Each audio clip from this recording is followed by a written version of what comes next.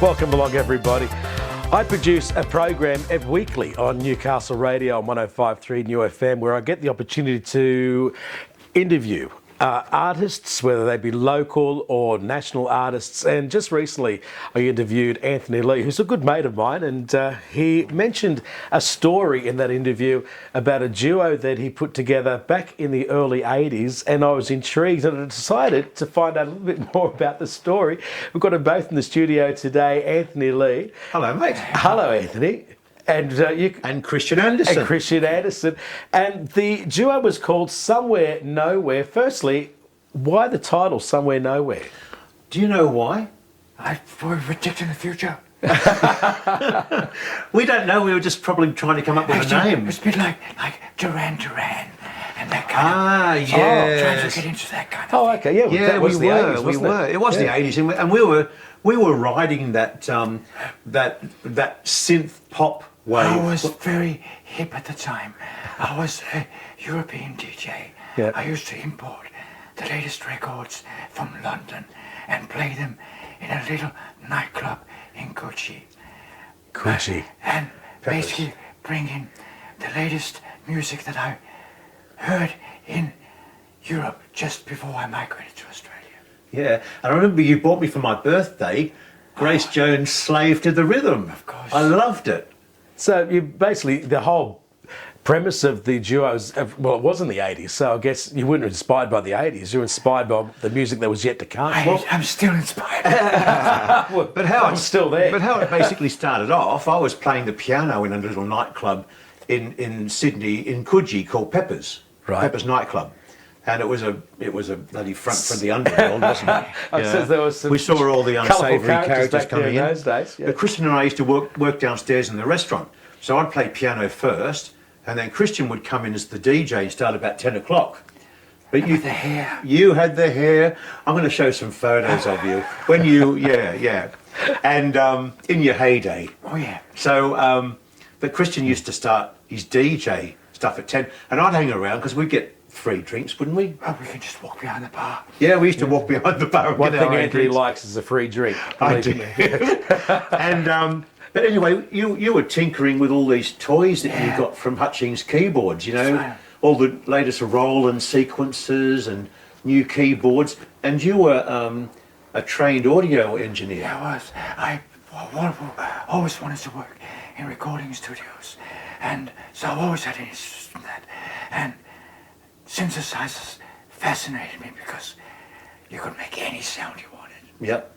And we started, and I was playing piano, and you used to say to me after the gigs, you know, what do you think of this riff that I've come up with?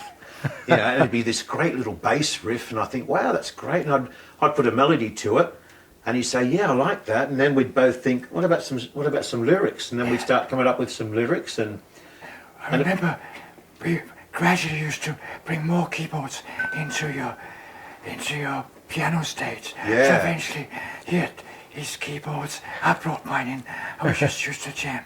we used to jam, yeah. And we used to jam at Peppers when there was no one there, didn't we? Yeah, well, they had to keep up the front for the restaurant.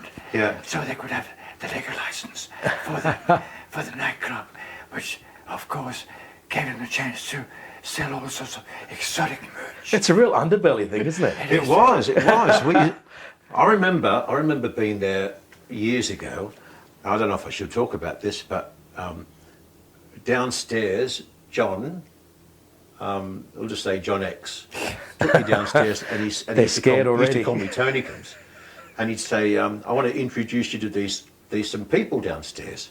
I say, okay, all right. I walked downstairs, and the whole place was full of these underworld figures, and he said, Cue the Godfather music right now. yeah, see that bloke over there? And I say, yeah. And he goes, they called him, Mick the Knife. And I said, oh, okay. And he said, he'd slash you 100 times before you could even insult him. I said, God, I want to meet him. He sounds great. And he said, but you weighed his numbers up. And about 2 or 3 weeks later, he was shot dead, wasn't he?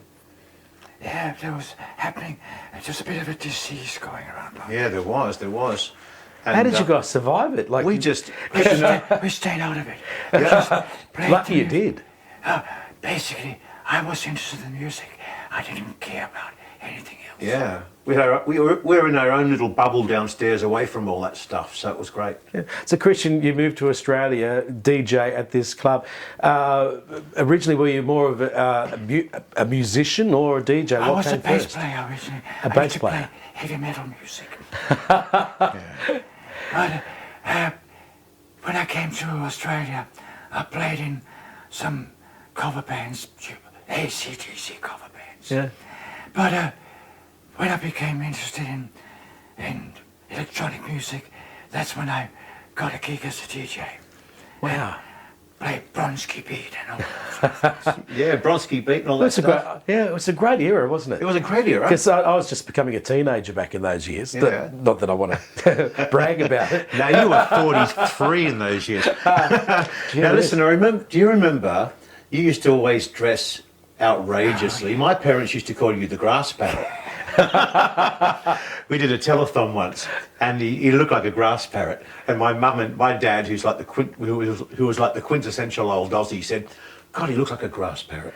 And anyway, but he used to dress up in all this great stuff, and that's why I sort of liked him, because he was different, you know, really playing different stuff, and we enjoyed that, you know. But one night you're walking home from the club, remember? Oh, I know where you're going. You know where I'm going with this? Yeah. And those bloody yobbos jumped on you and broke your arm in 3 places just because you look different. Yeah, In Sydney. Yeah. And actually, thinking back of it, that was really what was called poofter bashing. back It then. was. Although I had a girlfriend, but they didn't know. No. But now when we hear stories about what happened in Bondi, I was kind of lucky because You were. people got killed. They did. They got thrown off the gap. Yeah. That was terrible. But Terrible. so I got up in a bit of an accident there. But and the police, they came and they basically said, oh, they interviewed me and nothing happened. No. Be a different story these days. Oh yeah. It was.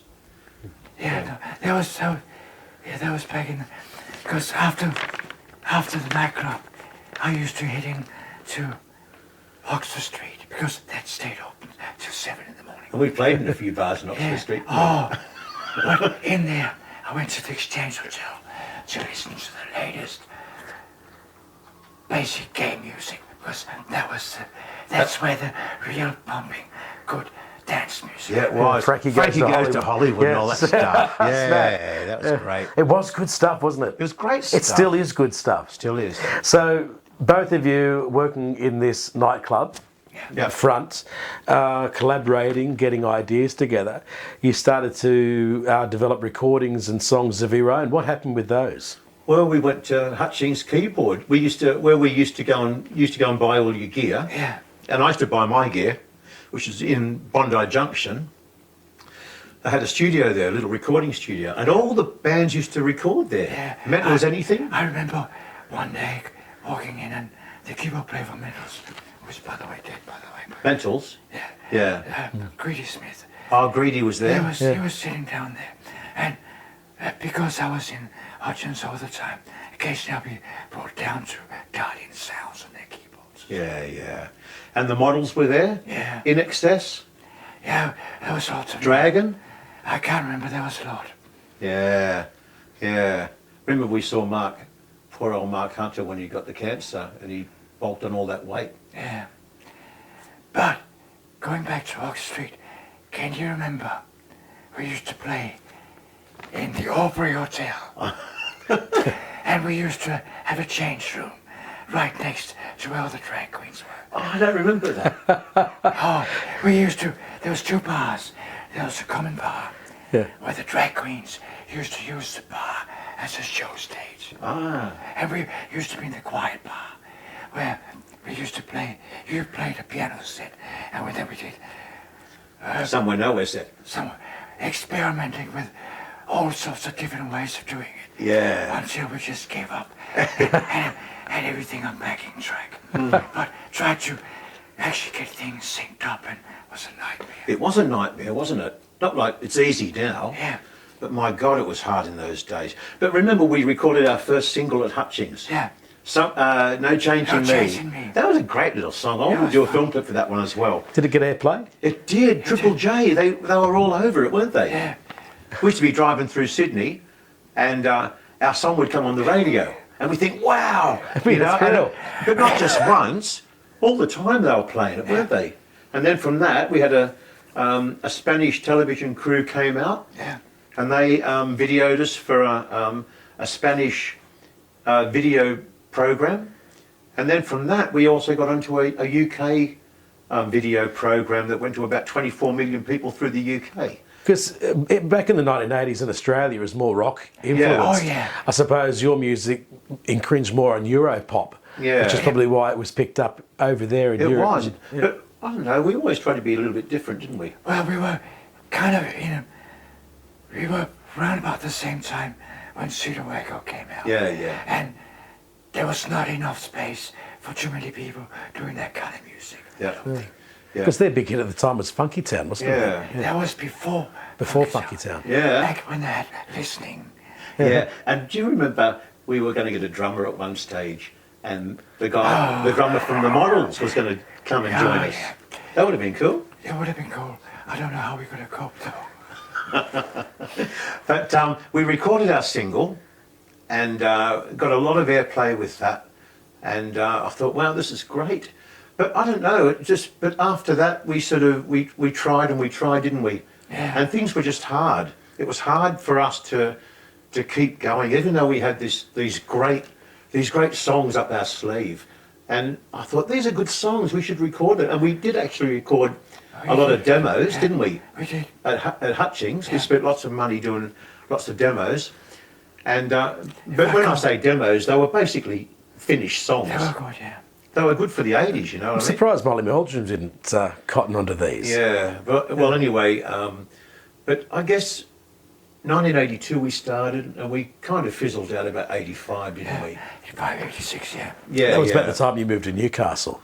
No, I moved to Newcastle in about 1980, 88 or something. Oh, okay. No, actually, yeah. It was about that time, give or take a couple of years. Maybe. But we sort of fizzled out, and we started doing different things. You were doing Hey Saturday. I got a job in a real recording studio. Yeah, he did. So I was a full-time recording engineer at a small boutique recording studio where I got to play with Fairlights, PPGs, and the best toys in the world. Yeah. I was like, You've always loved that stuff. I was like a big institute. I used to turn up every morning, do 8 hours there, and then 4 hours by myself. And you got paid for it. I got paid for it. And it was analogue in those days too, wasn't it? Yeah.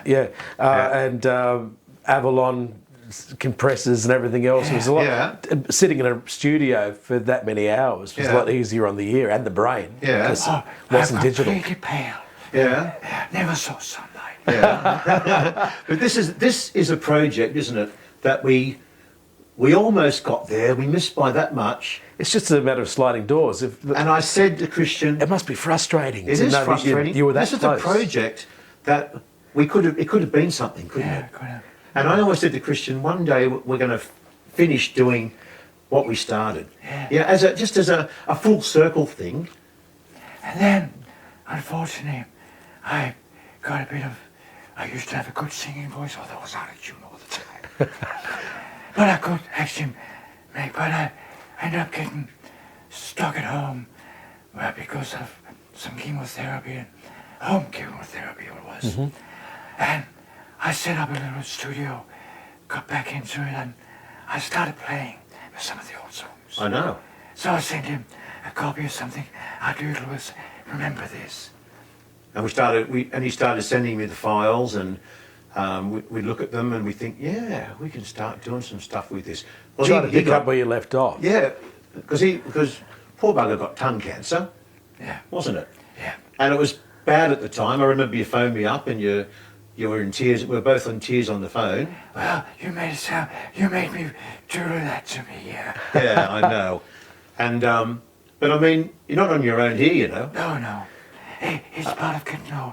You'd much rather that than the alternative. Yeah, exactly. You got to be That's positive. true. It's a good way to look at it. Well, and you've just, what about you, Mr. Rotherfeld? Well, we've all been struck with it in some way. Like, I remember hearing a story 20 years ago, and someone said, every single person will be affected by cancer in some way. Yeah. And never thought it'd be me. You've got the trendy one, PV. I've got the trendy one, yeah. Polycythemia rubra vera, which is basically the opposite of leukemia, which is also a myeloproliferative neoplasm, which is what you've just been diagnosed with. I just got that news a week before Christmas. I was diagnosed with leukemia. Yeah. Merry Christmas. Thank you for nothing. I know, and our cameraman also. And our cameraman, Ed, come over here for a second. Can you do it? Stick your face in just for a second. This is Lucky Eddie. Yeah, you can come This in. is Lucky Eddie. Hi guys. This is my great mate Ed, Hey. our cameraman today. I'll come in the middle here so I can...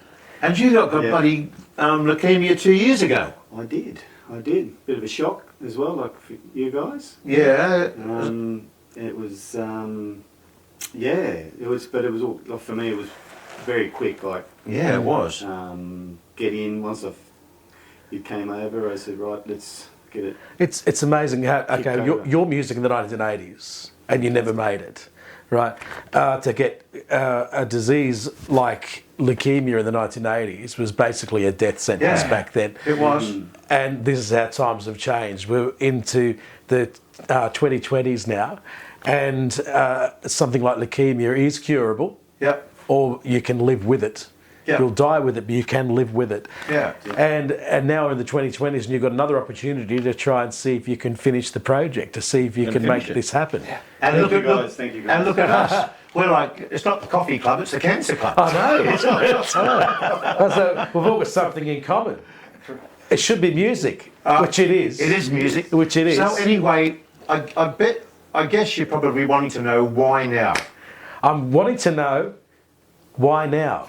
Segue. I didn't read the script. No, but I said to Christian, we've been talking for about four years, and we've been sending files to each other for the last 4 years, and just working on stuff when we've got time and everything. Now, we've finished our first 2 songs. Yeah. After 42 years. 42 years, and I found in my garage the other day, you won't believe this, I found on top of a photo box a little tiny packet of slides from when we did our photo shoot 42 years ago at Somewhere Nowhere, and they're still in pristine condition. You would have had darker hair there. I did. I had much darker hair then. I can't go and see what colour my hair was. You had colour the was the androgynous look. You had black hair. Back that week. Yeah, that week. But anyway, so this is what we're doing. So I've created some film clips. Right. All right. And today we're here with Ed and yourself, and we're doing. And this is like a little forerunner, so people get a bit of an idea of what we did in all those years ago. And today we're shooting our first film clips for Somewhere Nowhere, 42 years later.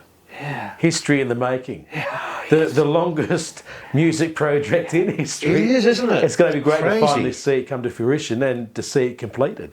And now I can show a couple of young photos when we were young, and then a couple of old farts. Exactly. Well, speak for yourself. Well, I'm keen to see the new film clip, and we're going to hopefully see it after this, if you can get it produced today.